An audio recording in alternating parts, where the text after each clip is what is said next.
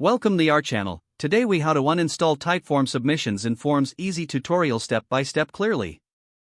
To uninstall Typeform submissions in Forms, start by navigating to your Typeform dashboard.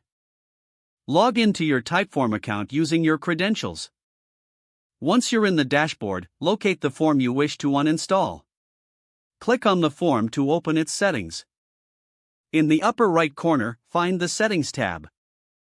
Select the Settings tab to access various options for your form. Scroll down to the bottom of the Settings menu. Look for the option labeled Delete Form. Click on the Delete Form button. A confirmation window will appear, asking if you are sure you want to delete this form. Review the message and ensure you want to proceed with the deletion. Select Confirm to permanently uninstall the form. If you want to remove submissions, go back to the dashboard. Select the form whose submissions you want to delete. In the Form view, look for the Results tab.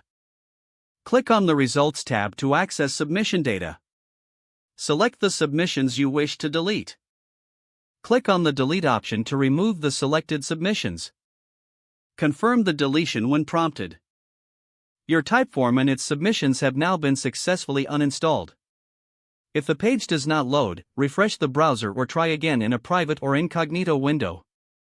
Make sure you are using the correct email address, then retype it carefully to avoid small typos.